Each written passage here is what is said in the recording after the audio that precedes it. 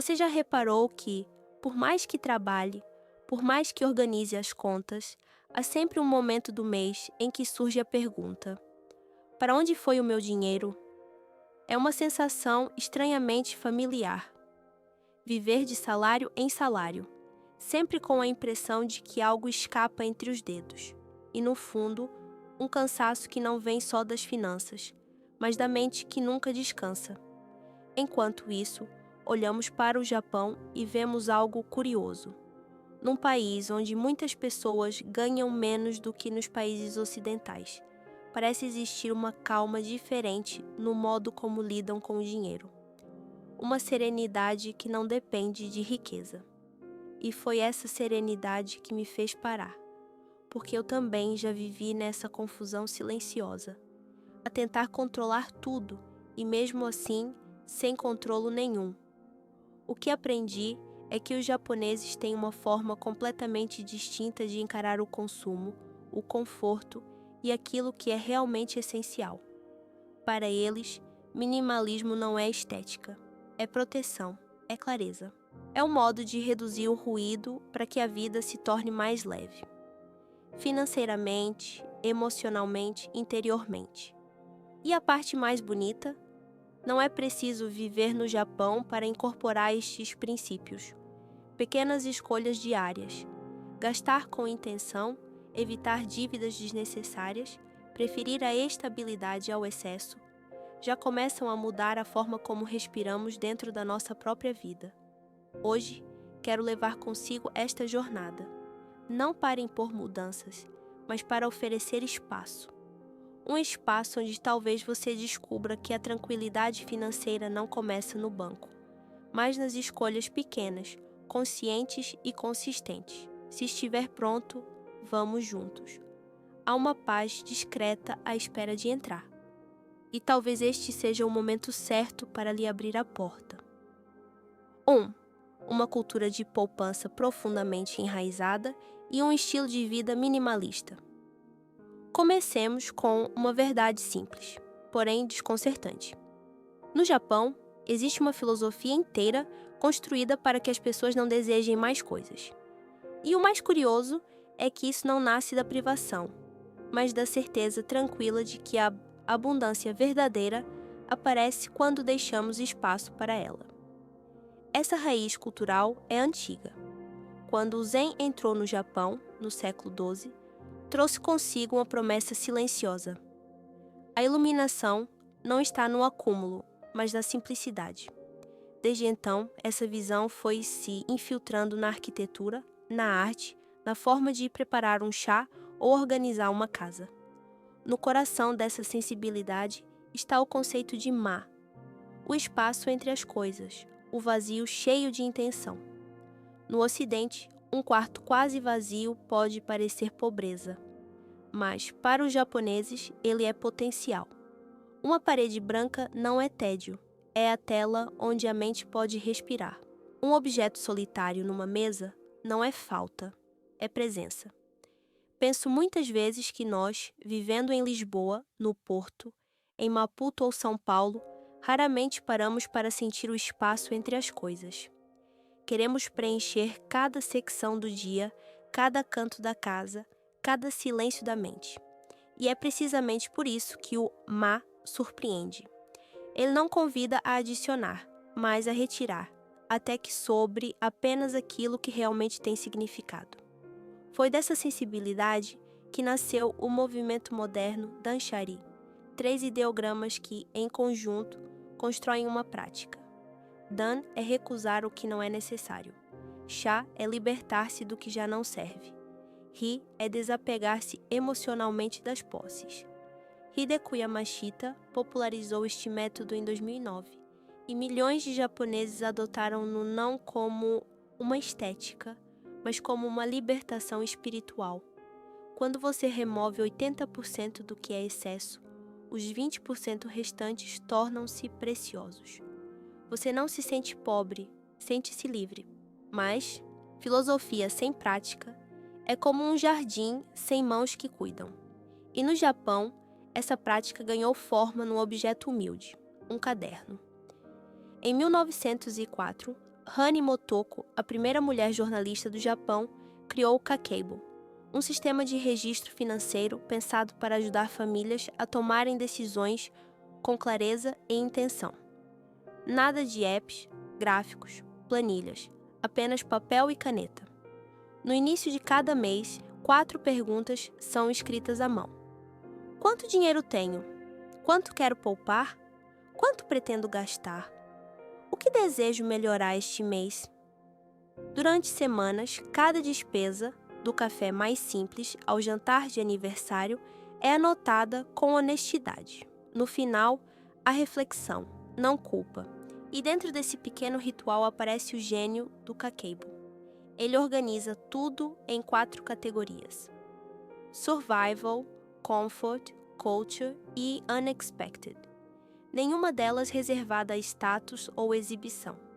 É um sistema que assume que compramos para viver e não para provar algo. Escrever à mão cria uma fricção intencional. Quando você anota café 400 ienes, o cérebro para por um instante e pergunta: eu precisava mesmo? E esse microsegundo, repetido centenas de vezes, altera décadas de hábitos. Por isso, cerca de 60% dos consumidores japoneses abandonaram a ideia de que dinheiro causamos felicidade e passaram a procurar satisfação no propósito. É aqui que tudo se encaixa. A mãe japonesa que cuida da mesma bolsa de couro há 20 anos, mandando reparar quando necessário, encontra neste gesto uma forma de carinho. Craft Therapy, em oposição ao Retail Therapy, tão comum no Ocidente. E a cultura que ensina, desde cedo, que aumento salarial é para poupar, não para gastar, cria uma espécie de imunidade contra o estilo de vida inflacionado que tanto consome famílias na Europa e na América Latina. Talvez a pergunta real seja: o que aconteceria se você deixasse um pouco de espaço, físico, mental, financeiro, para que a tranquilidade pudesse entrar? Não é preciso começar com um quarto vazio ou um plano financeiro perfeito. Às vezes, basta um gesto pequeno. Hoje, escolher registrar à mão um único gasto. Apenas um. Uma semente minúscula. Mas sementes, quando encontram espaço, sabem crescer. 2. Sem ostentação, sem comparação pública de riqueza. Se fizermos uma pergunta simples, como se parece um milionário, muitos de nós imaginaremos a mesma cena. Fatos impecáveis, carros brilhantes, relógios que captam a luz antes mesmo de captarmos o rosto da pessoa. Em vários países, inclusive em Portugal, no Brasil, em Angola, em Cabo Verde, essa imagem tornou-se quase um reflexo cultural. Mas no Japão, tudo é diferente. Um bilionário pode passar por si na rua e você não reparar.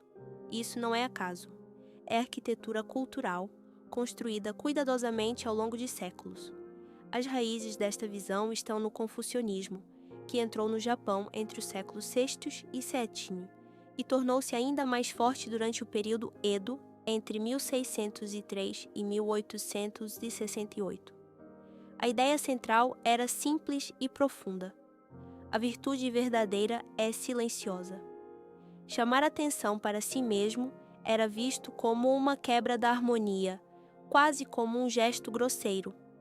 Jeba, e o provérbio mais famoso resume tudo. Derukugi wa utareru, o prego que sobressai é martelado. Numa cultura assim, destacar-se não é poder, é risco. Por isso, as pessoas mais ricas do Japão vivem em apartamentos modestos, conduzem um Toyota Crown ou um Lexus discreto, vestem roupa simples comprada em lojas de departamento comuns. A riqueza existe, mas não chama ninguém. E quando a riqueza deixa de chamar, a comparação também desaparece.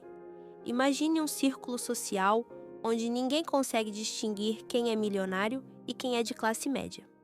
Como competir pelo que não se vê? Como desejar o que ninguém exibe? A sociologia confirma isso. No Japão, a autoestima é influenciada sobretudo por fatores objetivos: educação, empresa, reputação. e não pela posse visível de bens. O contrário do que ocorre em países onde o consumo ostentado é linguagem social. Ali, a comparação não para. E quando não para, a sensação de insuficiência também não. Mas aqui surge um paradoxo bonito. O Japão tem um dos maiores mercados de luxo do mundo.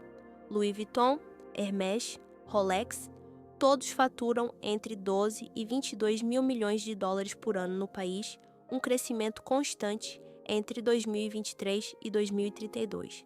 E mesmo assim, quem compra não está aí a comprar para mostrar. O japonês escolhe peças quase sem logótipos, ou com logótipos tão discretos que apenas quem conhece percebe. Um simples t-shirt de algodão Sea Island pode custar centenas de dólares e durar a vida inteira. Uma Birkin dispensa qualquer símbolo. A mão que costura fala por si. Este é o Quiet Luxury, hoje tendência global, mas no Japão apenas vida normal. E se observarmos mais de perto, percebemos que até o ato de oferecer presentes segue esta lógica. 2 vezes por ano, o Shugen em julho e o Seibo em dezembro, os japoneses entregam presentes às pessoas que os ajudaram ao longo do ano. Professores, mentores, superiores. É um gesto chamado jiri, uma forma de gratidão social. Mas as regras são rígidas. O presente não pode ser caro demais, não pode parecer bajulação, não pode exibir luxo. São escolhidos alimentos de qualidade, sake, doces finos, coisas úteis, não símbolos de status. Mesmo quando gastam dinheiro, não podem usá-lo para subir na hierarquia visual. O resultado de tudo isso é silencioso, mas poderoso. Num país onde a riqueza é invisível, a mente respira de outro modo. Não há corrida para acompanhar vizinhos, colegas, desconhecidos. Não há pressão para sinalizar sucesso o tempo todo. E quando o ruído da comparação desaparece, uma paz inesperada ocupa o lugar. Talvez, olhando para a sua própria vida, a pergunta seja esta: quais sinais silenciosos ainda me libertam e quais gritos visuais ainda me aprisionam? Talvez hoje, apenas hoje, você possa experimentar um pequeno gesto, escolher algo belo e deixá-lo ser belo só para si. Uma semente discreta, mas é no invisível que as sementes germinam melhor. 3. Priorizar a estabilidade em vez de ganhar cada vez mais dinheiro. Há algo silencioso, quase invisível, sustentando a tranquilidade financeira de milhões de japoneses. Não é o salário alto, nem o empreendedorismo agressivo, nem a corrida contínua para crescer. É a estabilidade. Uma estabilidade construída como se fosse um jardim, paciente, metódica, protegida ao longo de gerações. No Ocidente, ouvimos desde cedo: siga a sua paixão, troque de emprego para subir, procure sempre o próximo passo. Mas no Japão, o caminho é outro. Quando um jovem termina a universidade, ele não é contratado para um cargo, ele é contratado para uma empresa. E a empresa espera que ele permaneça lá por 30 ou 40 anos. Esse modelo tem um nome: Shushin Koyo, emprego vitalício. Mesmo depois das mudanças que vieram com a crise dos anos 1990, e apesar de contratos mais flexíveis para jovens e estrangeiros, até 2025-2026, mais de 85% das grandes empresas japonesas ainda mantêm esse modelo em alguma medida. É ele que ajuda a manter a taxa de desemprego do país em torno de 2,5%, uma das mais baixas do mundo. E por que isso importa tanto? Porque a instabilidade cobra um preço psicológico altíssimo. Saber que se terá trabalho aos 35, 45, 55 ou até 60 anos retira da mente um tipo de medo que muitos de nós carregamos diariamente no peito: o medo do colapso repentino. Sem esse medo, não é preciso acumular poupanças gigantescas para emergências, nem viver numa vigilância constante contra a próxima crise. Os dados dos últimos anos mostram que, entre 2024 e 2025, trabalhadores japoneses relatam níveis de estresse mais baixos do que colegas de outros países, mesmo dentro das mesmas multinacionais. Não porque ganham mais, mas porque sabem que dificilmente serão dispensados. Nos mercados onde a competição é intensa, como os Escochuas ou o Vietnã, o fantasma da demissão acompanha cada salário. E onde o medo é constante, a ansiedade financeira cresce como uma sombra. No Japão, outra engrenagem reforça essa paz. O sistema de progressão por tempo de serviço, chamado Nenko Joretsu. O salário aumenta conforme o passar dos anos dentro da empresa, e não apenas pelo desempenho. Alguém com 20 anos de casa ganha consideravelmente mais do que alguém brilhante, mas recém-chegado. Para muitos ocidentais, isso parece ineficiente, mas psicologicamente é brilhante. Você não precisa provar o seu valor a todo momento. Não teme ser substituído por alguém mais jovem ou mais barato. Não acorda no meio da noite pensando que a carreira estagnou. Aos 25 anos, um japonês já consegue prever com precisão onde estará aos 45 ou 65, algo quase impensável em países onde o futuro depende de performance, negociações e forças imprevisíveis do mercado. Mesmo que algumas empresas estejam a incorporar progressões baseadas em desempenho desde os anos 1990, o Nenko Joretsu continua dominante, especialmente entre os conglomerados tradicionais. A mudança é lenta porque a cultura japonesa prioriza na estabilidade e a harmonia do grupo. E isso transforma completamente a relação com o dinheiro. A ciência confirma, a ansiedade financeira nasce menos do quanto se ganha e mais do por quanto tempo posso continuar a ganhar isto. Uma pessoa com rendimento anual de X 30 milhões e emprego seguro sente-se mais tranquila do que alguém ganhando os 40 milhões, mas com risco constante de perda. A estabilidade vale mais do que a soma que aparece no contra-cheque. O Japão, portanto, não criou apenas empregos, criou previsibilidade. E previsibilidade cria paz. Talvez ao ouvir tudo isso você se pergunte: o que na minha vida eu posso tornar mais estável? Não um plano grandioso, apenas um pequeno gesto, uma rotina que se mantém, um compromisso que se honra, um ritmo que não se perde.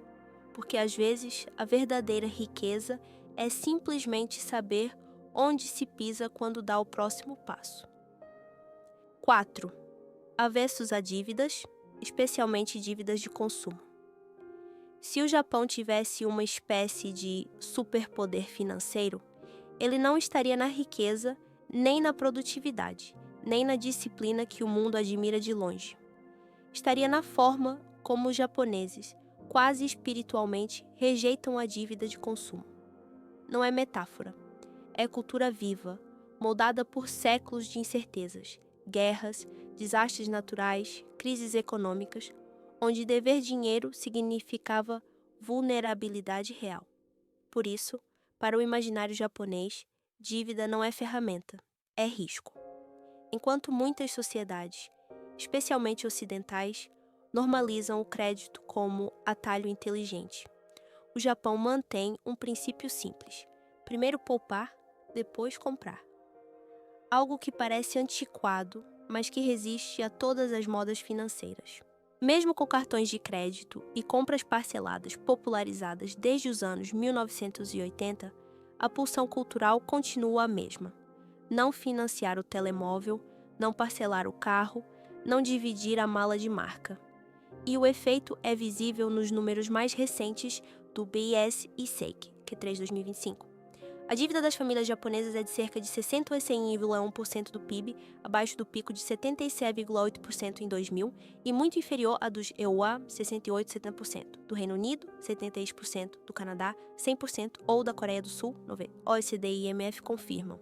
O Japão mantém níveis estáveis e abaixo da média dos países desenvolvidos. Mas o mais fascinante não é a estatística, é o cotidiano. Imagine alguém comprar um objeto caro com crédito. Todos os meses a prestação chega e com ela a lembrança. Valeu a pena. Passam-se 2, 3 anos e quando a última parcela termina, surge o impulso de começar outra. Uma pequena dependência de compras financiadas que perpetua uma sensação de recompensa. Um ciclo silencioso, mas persistente, presente em muitos países. O Japão quase neutraliza esse ciclo com um simples comando cultural. Se não tens o dinheiro, não compres. E o mais bonito é o que acontece no intervalo. Muitas vezes, quando se termina de poupar, percebe-se que afinal já não se quer o objeto. O desejo evapora-se. A espera traz clareza. Muitas famílias continuam a ensinar aos filhos. Querer é poupar, não é pedir emprestado. E esse ensinamento transforma-se numa espécie de escudo psicológico contra o estilo de vida inflacionado que drena a energia de tantas famílias portuguesas, brasileiras, angolanas. Mas nem tudo é perfeito. Entre 2023 e 2025, a dívida de consumo no Japão aumentou, chegando ao nível mais alto em 16 anos. O motivo está na realidade dura. Inflação prolongada, cerca de 2,930% em 2025, especialmente em energia e alimentos. Salários reais em queda, apesar dos aumentos nominais negociados no chunto. E o iene mais fraco, que encarece importações. Em 2025, a dívida familiar subiu para 64,65% do PIB, ainda baixa globalmente, mas suficiente para acender discussões. E nessas discussões, uma sensibilidade aparece. No Japão, o endividamento carrega um forte sentimento de vergonha. Há casos de estresse profundo associados e relatos de dificuldades emocionais relacionadas às dívidas. Não é sinal de progresso. É um aviso de que até mesmo um sistema cultural sólido pode ser testado quando a estabilidade se fragiliza. Mas o ponto essencial permanece. Durante décadas, o Japão conseguiu erguer uma barreira cultural que protege as pessoas de uma vida refém do crédito. E, para milhões de famílias, isso significou viver com mais segurança, mesmo com rendimentos modestos. Talvez a pergunta que fica para nós seja suave, mas transformadora. O que aconteceria se eu esperasse apenas um pouco mais antes de comprar algo? Não precisa ser tudo. Basta escolher um único desejo e deixá-lo descansar alguns dias. Às vezes, a compra desaparece. Às vezes, a paz aparece no lugar. 5. Um sistema de bem-estar e proteção social relativamente sólido. Chegamos à última peça deste mosaico. Talvez a mais silenciosa, talvez a mais decisiva. No Japão, existe uma sensação discreta de que, mesmo quando tudo corre mal, há chão debaixo dos pés. E essa sensação muda completamente a relação das pessoas com o dinheiro. Em muitos países, incluindo os Estados Unidos, uma ida inesperada ao hospital pode destruir anos de poupança. Perder o emprego pode significar perder a casa. Uma doença grave pode transformar uma família comum numa família arruinada. Essa vulnerabilidade financeira, quase existencial, acompanha milhões de pessoas como uma sombra. No Japão, a sombra é muito mais pequena. Todos os residentes são inscritos no Sistema Universal de Saúde, e isso significa algo simples, quase revolucionário. Nas consultas e hospitais, o cidadão paga apenas 30% do custo. Crianças pequenas pagam ainda menos, normalmente 20%. Idosos a partir dos 75 anos pagam apenas 10%. O resto é coberto pelo Estado. E mesmo assim, existe um limite mensal, o Sistema de Proteção contra Despesas Médicas Elevadas, que, em 2025, fixa o teto para a maioria dos trabalhadores abaixo dos 70 anos em cerca de 80.100 ienes por mês, mais 1% do que ultrapassar 267 mil ienes. Se uma cirurgia custar 5 milhões de ienes, como as que podem arruinar uma família no Zewa, no Japão, a pessoa pagará por volta de 1,5 milhão, e ainda assim, qualquer valor acima do limite mensal é reembolsado. É por isso que as estatísticas mostram o que parece impossível. Falência por despesas médicas é praticamente nula no Japão, enquanto nos Estados Unidos representa cerca de 60% dos casos de falência pessoal. É a diferença entre viver com medo e viver com prudência. A rede continua após a saúde. Todo trabalhador contribui para o sistema público de pensões, somando o National Pension e o Employees Pension. Em 2025, quem contribuiu durante 40 anos recebe cerca de 69.308 ienes por mês no sistema básico, enquanto os trabalhadores das empresas recebem, em média, 146.150 ienes por mês no total. Casais aposentados costumam receber entre 200.000 e 250.000 ienes mensais, o suficiente para uma vida simples, especialmente porque muitas famílias já quitaram a casa antes da velhice. E quando o emprego se perde?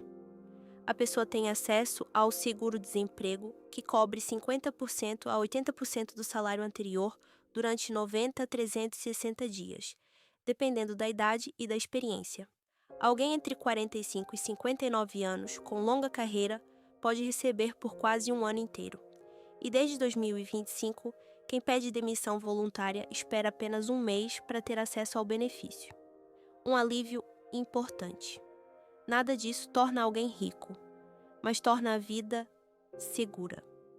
E quando a vida é segura, não é preciso o acumular compulsivamente. Não é preciso trabalhar até a exaustão.